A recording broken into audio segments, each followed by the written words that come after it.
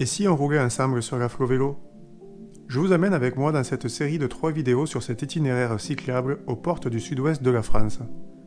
Le parcours, long d'un peu moins de 300 km, sillonnera tout d'abord le Périgord-Limousin.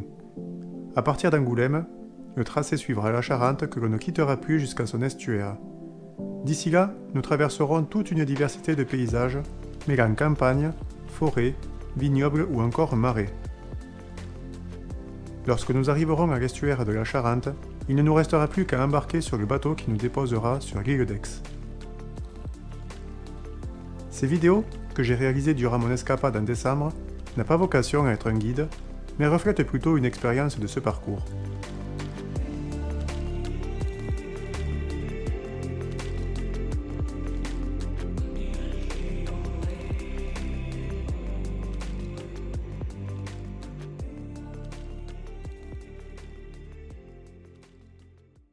Voici donc la première partie de la Flovélo qui va nous amener du départ à Thiviers en Dordogne jusqu'à Cognac en Charente.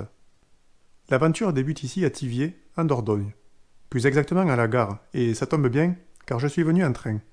Bon ben je viens d'arriver, c'est 8h, on est à la gare de Thiviers, le départ de la Flovélo. Il fait pas encore tout à fait jour mais ça devrait pas tarder.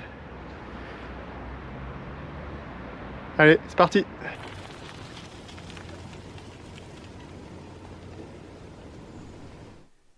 Il ne faut pas longtemps pour se mettre dans l'ambiance, quelques coups de pédale suffisent pour se trouver au milieu de la campagne. Le parcours suit une ancienne voie de chemin de fer. Les premiers animaux sauvages s'exhibent, il ne se passera pas une seule journée sans que je n'en voie.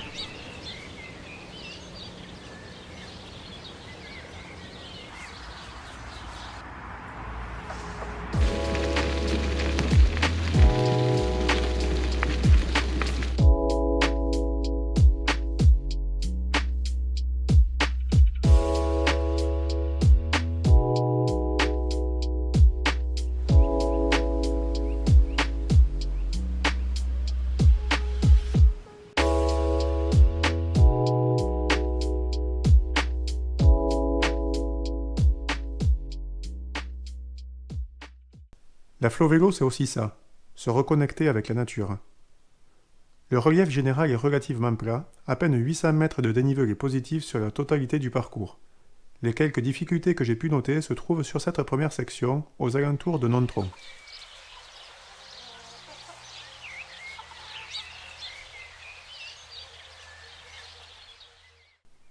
La Flovélo est super bien balisée. C'est vraiment impossible de se perdre. Même sans carte, vous pouvez la parcourir les yeux fermés. Il faut vraiment féliciter ceux qui se sont occupés de ce sujet car c'est vraiment réussi.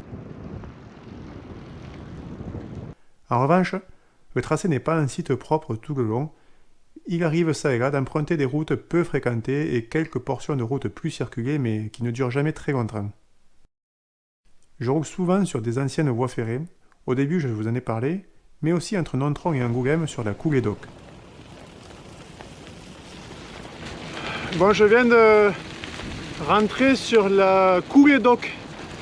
La coulée d'Oc, c'est une piste cyclable en fait. Après Soufrignac, là je me dirige vers Chazelles. Bon, en fait, j'ai l'impression de rouler sur un tapis de feuilles. Je pense qu'il n'y a pas grand monde qui doit passer ces derniers temps et comme toutes les feuilles sont tombées, c'est un tapis, regardez.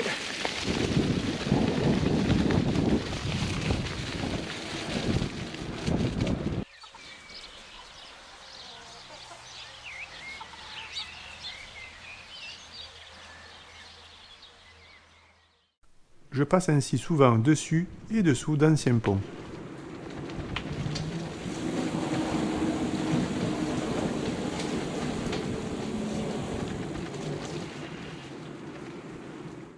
L'automne et même l'hiver sont passés par là. Je roule sur un tapis de feuilles.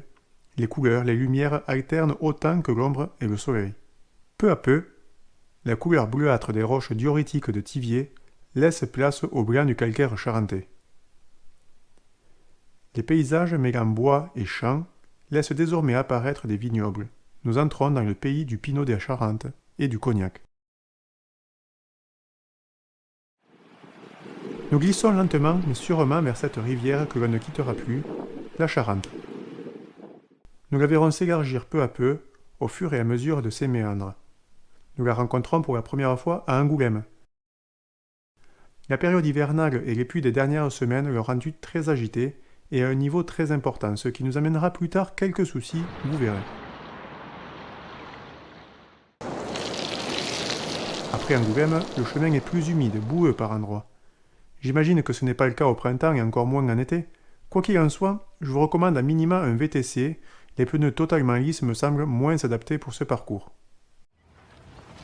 Se balader à vélo, c'est aussi retrouver les plaisirs simples, se recentrer sur nos sens. Sentir la fumée d'une cheminée, l'humidité du sous-bois, le fumier à côté d'une ferme.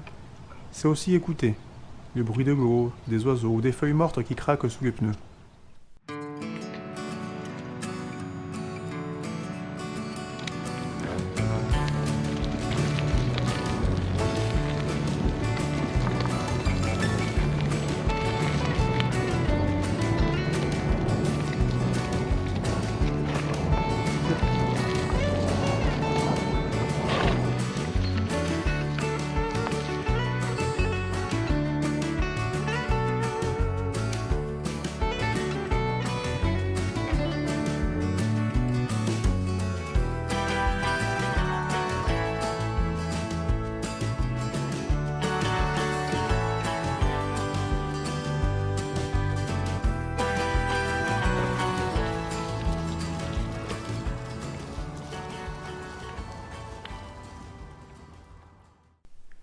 Le temps passe très vite à vélo, à peine 1 jour et demi que je roule et je suis déjà à Cognac.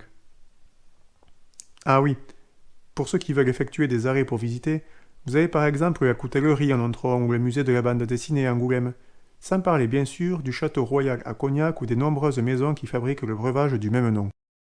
Sur cette première partie, comptez à peu près 150 km entre Thiviers et Cognac, soit environ la moitié du parcours. Voilà, je suis à Cognac, c'est la fin de la première partie de la vidéo sur la Flovélo. Si la vidéo vous a plu, n'hésitez pas à la liker ou à la partager. Dites-moi aussi ce que vous en pensez en commentaire. N'oubliez pas de vous abonner aussi à la chaîne pour être prévenu de la publication de mes prochaines vidéos. La seconde partie de la Flovélo va m'amener de Cognac jusqu'à l'océan Atlantique. Ça sera pour une prochaine vidéo. D'ici là, portez-vous bien et pédalez bien à vélo.